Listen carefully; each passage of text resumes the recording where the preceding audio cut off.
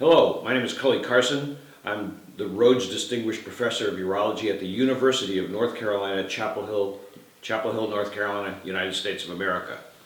Today we'd like to talk a bit about Peyronie's disease. Erectile dysfunction has been widely discussed, widely diagnosed, and widely treated for really the last 25 years. One of the problems with erectile dysfunction that's less known and less treated is Peyronie's disease.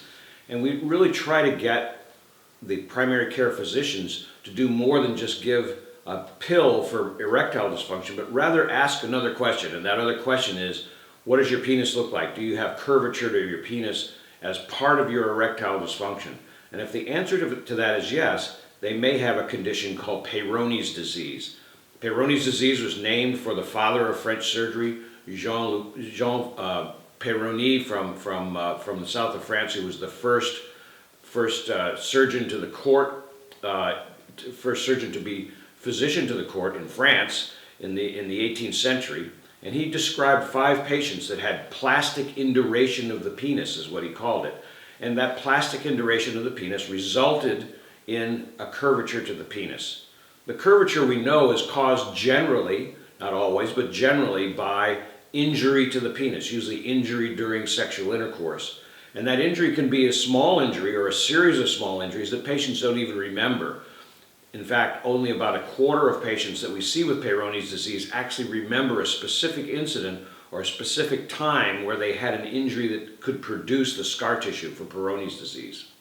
So Peyronie's disease is a scar tissue condition, and it's a scar tissue condition of the erectile body of the penis. So that as the penis expands, as the erection occurs, that portion that's scarred doesn't expand. And as a result of that, it tethers the penis into a curved position.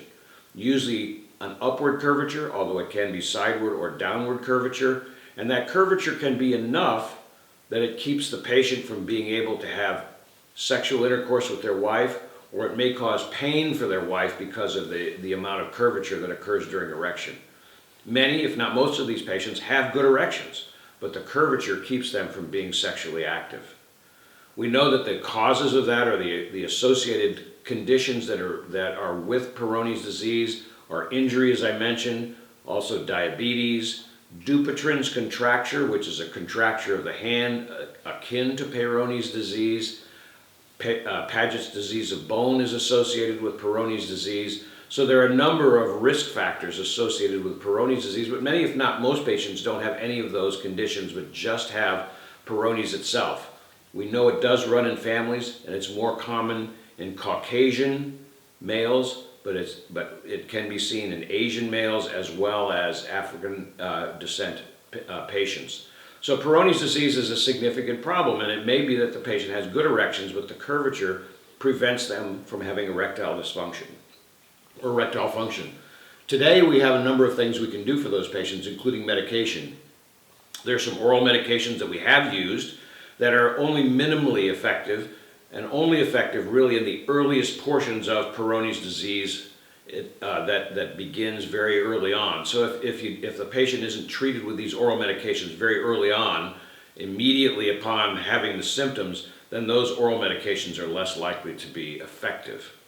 We then have some injectable medications. Some of them have been around for a number of years and again are partially effective, but there's a new one which is Clostridium collagenase, which can be injected actually into the scar tissue or into the plaque and breaks down that plaque, and with modeling of the penis, which is stretching and pulling the curvature in its opposite direction, can produce a nice straight penis, and the results improve erection curvature by about 35 to 40%, and are very effective in restoring the patient's ability to have normal sexual intercourse with a straight or straighter penis.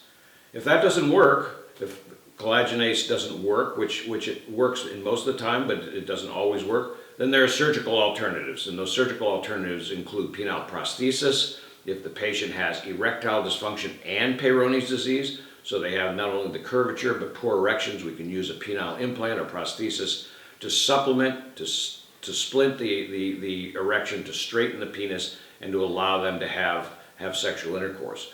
We can also do straightening operations either straightening operation that limits the size of the curvature on the long side of the curve or lengthens the short side of the curve. Either one of those can again provide straightening of the penis in patients with Peyronie's disease.